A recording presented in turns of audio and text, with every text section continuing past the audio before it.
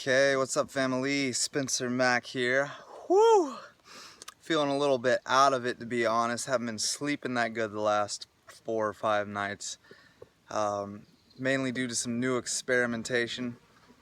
That's one of my habits that I have trouble restricting to the appropriate degree.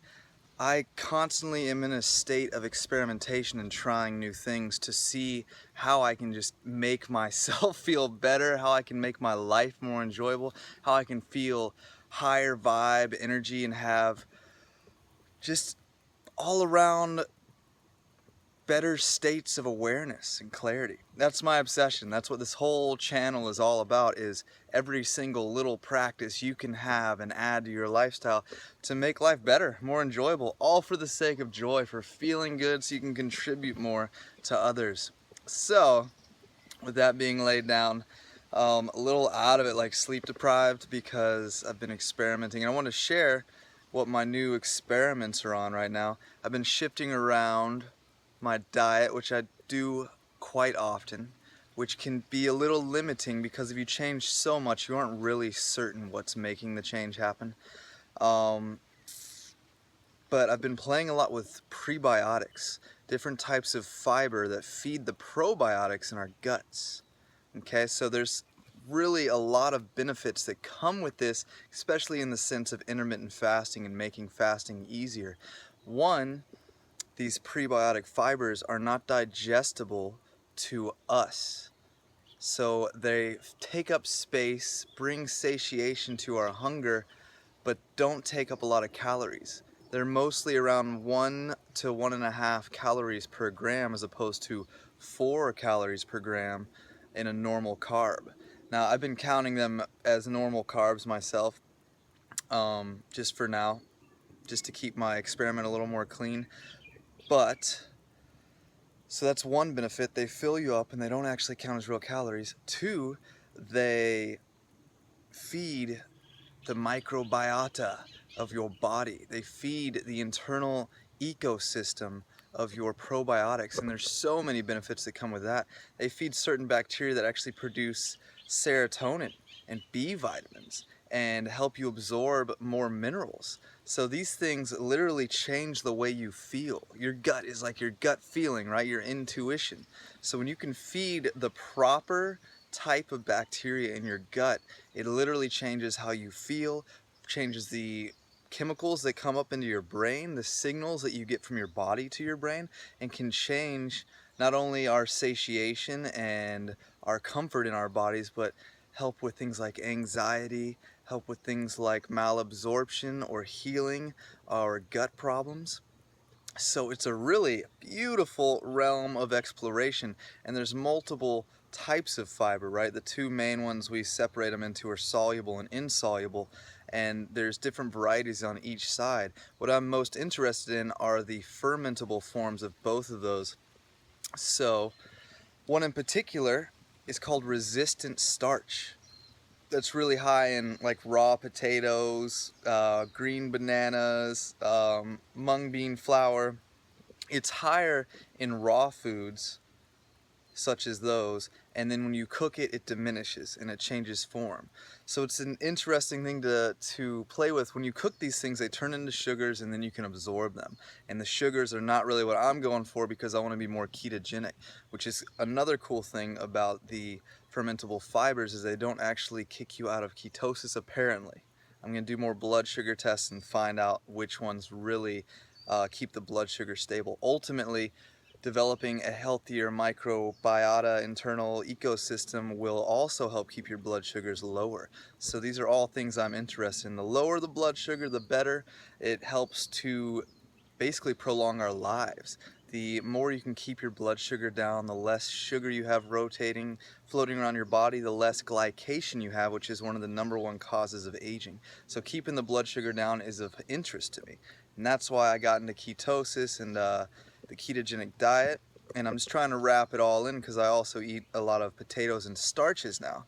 So if prepared properly, we can assure that we have the right types of starches and fibers in us that actually don't kick us out of ketosis and even help us to stay in it. So where was I? Resistant starch. when you cook it, you diminish it. Like a potato is 50% resistant starch. When you cook it, you're dropping it down to like 2%, depending on the variety, okay? Okinawa sweet potatoes have some of the highest resistant starch content in them, particularly R3 starch. There's 5 different types of resistant starch that I'm aware of. R2 and R3 are the safest, most beneficial, most well tested. R2 is the raw form of starch that are fermentable by our bacteria, and that's what I speak of when I say 50% starch in a potato. When you cook it, it drops, and then when you let it cool, this is the trick. So you actually cook food, you let it cool in the fridge, and the sugars recrystallize into something called R3 starch, which is another form of resistant starch that feeds a different set of bacteria. That's the thing, you want to eat a broad spectrum of fibers so you have a nice diverse internal bacteria and have a good balanced benefit from that. So you cook it, you let it cool, and it recrystallizes into something called retrograde starch. These starches are very beneficial. The highest food that I have found to contain them just happens to be my favorite food. You see how happy I get? Just purple sweet potatoes. So I've been experimenting with eating purple sweet potatoes, cooled. You cook them, you cool them, and then you have like a cold potato salad. If you cook them, cool them, and then cook them again, you're gonna turn those sugars, those starches back into sugars. Apparently, successive cooking, cooling actually increases the amount of R3 starches. I'm not into putting that much effort into them. I will, however, cook a whole bunch of potatoes at once, keep them in the fridge, and eat them for dinner, because I'm always trying to make things as simple as possible. So, along with that, I've been experimenting with multiple different types of soluble fiber. You know, things like psyllium husk, oat bran, different oligosaccharide extracts from lark starch is one of them, from the lark plant. Not really sure, I'm got to do more studying on this one. Glucomannan is a soluble fiber that really gives a lot of bulk. It's also like 0 calories. So experimenting with a lot of different types of fiber, I tend to get too excited, combine too many things at once, and then I've done that so many nights in a row, I've like actually wrecked my sleep due to my gut just being like, oh, just too much fiber. Got to figure out the water balance. Gonna show some more willpower and restrict myself to a degree tonight. The way that I'm working with them now is I'm formulating a blend to make it as balanced as I can, putting it into a sauce.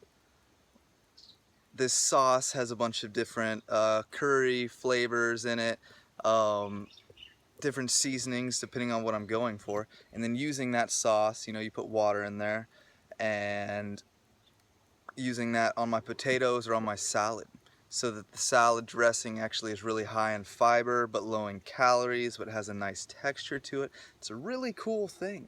So for me at least, so I've been working on formulating these foods, these sauces, these soups, these salad dressings, and the foods that I eat, the starches, to have the most well-balanced and highest ideal amount of fibers in them. And then I'm mixing that with a high-fat diet because I'm working on getting my blood sugar to stay low. You know, too much celebration in different ways has made my blood sugar, or too much enjoyment of carbs has brought my blood sugar up, something I've had to work a lot on, and something that I've benefited greatly from the ketogenic diet. So I'm already seeing effects from that, though I'm seeing, you know, negative side effects from not getting the sleep, like more hunger, more cravings, which is a big thing I want to make a whole video on. Is getting your sleep down is key to getting the amount of calories you consume down. So back in that boat now. Working on good sleep. Oh yeah, so I'm combining these high fiber foods, a lot of salad as well, with high fat. And that's basically the direction I'm heading in now, is a high fat, high fiber diet. Feels good in my belly eventually once I get it balanced. Oh, you can also make these sauces with probiotics in them too. So you got a probiotic prebiotic sauce on top of your resistant starch potatoes and salad with a whole bunch of fat on it. I've been formulating breads as well with a high amount of prebiotics in them. I use gluten. I'm into it. It holds everything together. Make bread in the slow cooker. I'll do a video on that. So then I'm just been eating a bunch of bread with butter, like either ghee or red palm oil, coconut oil, olive oil, good sauces in a salad. Oh, so that's my food. That's my diet as it's been recent. And I've been doing some more blood sugar testing and ketone testing, and I'll share more on that in the near future. Yeah, just wanted to give you guys an update on my current processes in the never-ending quest for self-elevation and to reach the highest, most enjoyable state possible.